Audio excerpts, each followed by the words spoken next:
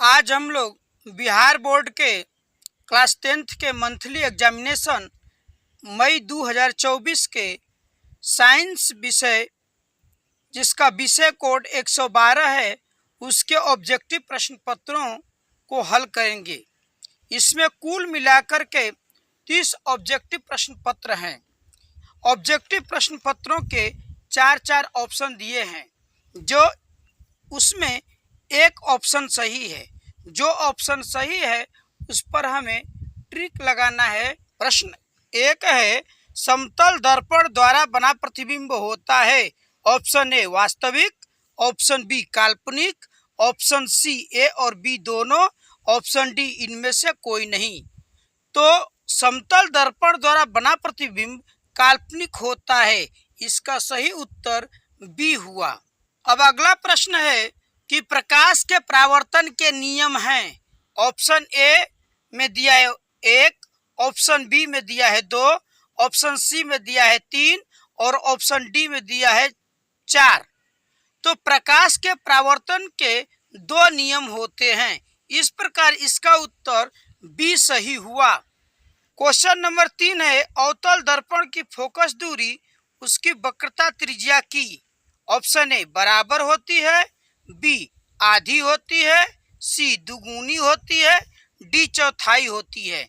तो इस प्रश्न का सही उत्तर है कि अवतल दर्पण की फोकस दूरी उसकी वक्रता त्रिज्या की आधी होती है। इस प्रकार इसका ऑप्शन बी सही हुआ। अब हम लोग क्वेश्चन नंबर 4 देखेंगे। कह रहे कि दाढ़ी बनाने में किस प्रकार के दर्पण का प्रयोग किया जाता है। ऑप्शन ए है समतल दर्पण, ऑप्शन बी है उत्तल दर्पण, ऑप्शन सी है अवतल दर्पण और ऑप्शन डी है इनमें से कोई नहीं। तो दाढ़ी बनाने में अवतल दर्पण का प्रयोग किया जाता है। इस प्रकार इस प्रश्न का सही उत्तर जो है सी हुआ, अवतल दर्पण। अर्थात दाढ़ी बनाने में अवतल दर्पण का प्रयोग किया जाता है। और यह बहुत ही महत्वपूर्ण प्रश्न है जो हमेशा बिहार बोर्ड के कक्षा 10 में लगभग पूछता रहता है। अगला क्वेश्चन है कि एक प्रकाश किरण एक समतल दर्पण पर लंबवत आपतित होती है, परावर्तन कोण का मान होगा। Option A 0 degree, option B 45 degree, option C 90 degree, option D 140 degree. तो इसका सही उत्तर ए होगा 0 डिग्री। तो क्वेश्चन नंबर 6 है कि 2 समांतर समतल दर्पणों के बीच रखी गई वस्तु के कितने प्रतिबिंब बन सकते हैं। ऑप्शन ए दिया है 1, ऑप्शन बी दिया है 2, ऑप्शन सी दिया है 5 और ऑप्शन डी दिया है अनंत। कुल अनंत प्रतिबिंब बन सकते हैं। इस प्रकार इसका सही उत्तर डी हुआ। अब हम लोग क्वेश्चन नंबर 7 देखते हैं कि किसी समतल दर्पण की फोकस दूरी का मान होता है। ऑप्शन ए है अनंत, ऑप्शन बी है 0, ऑप्शन सी है 0 और अनंत के बीच और डी है इनमें से कोई नहीं। तो इसका सही उत्तर जो है कि किसी समतल दर्पण की फोकस दूरी का मान जो अनंत होता है, इसलिए इसका ऑप्शन ए सही हुआ। अगला प्रश्न हम लोग देखते हैं क्वेश्चन नंबर 9 कि निर्देशांक चिन्ह परिपाटी में सभी दूरियां मापी जाती हैं। ऑप्शन ए है वक्रता केंद्र से, ऑप्शन बी है फोकस से, ऑप्शन सी है ध्रुव से, ऑप्शन डी है इनमें से कोई नहीं। तो निर्देशांक चिन्ह परिपाटी की सभी दूरियां ध्रुव से मापी जाती हैं, इसलिए इसका उत्तर सही हुआ सी। अब हम लोग क्वेश्चन नंबर 10 देखेंगे। कह रहा है कि किसी समतल दर्पण द्वारा आवर्धन होता है। Option A 0, option B -1, option C +1, इनमें से कोई नहीं। इस प्रकार इसका सही उत्तर सी हुआ +1। 12 कि निम्नलिखित में कौन सा पदार्थ बिना ज्वाला के जलता है। ऑप्शन ए है केरोसिन, ऑप्शन बी है मीथेन गैस, ऑप्शन सी है मोमबत्ती और ऑप्शन डी है कोयला। सही उत्तर डी होगा कोयला। क्वेश्चन नंबर 15 है कि निम्न में लिखित में कौन दहन अभिक्रिया है? ऑप्शन ए मोम का पिघलना, ऑप्शन बी पेट्रोल का पिघलना, सी पानी का उबलना, डी इनमें से कोई नहीं। होती है पेट्रोल का जलना दहन की अभिक्रिया का एक उदाहरण है। अतः प्रश्न 15 का सही उत्तर बी हुआ। अब हम लोग क्वेश्चन नंबर 16 देखेंगे। प्रकाश रासायनिक अभिक्रिया में ऑप्शन ए प्रकाश का उत्सर्जन होता है, प्रकाश का अपघटन होता है, प्रकाश का अवशोषण होता है, पदार्थ का अपघटन होता है। तो प्रकाश रासायनिक अभिक्रिया में प्रकाश का अवशोषण होता है।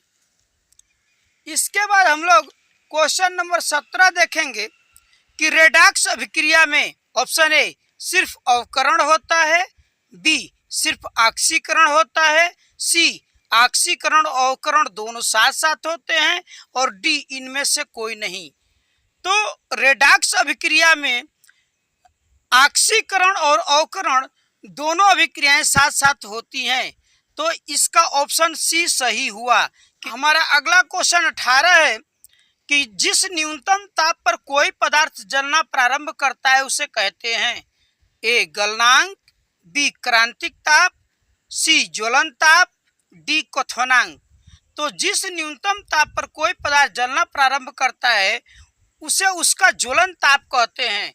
इस प्रकार इसका सही उत्तर सी हुआ।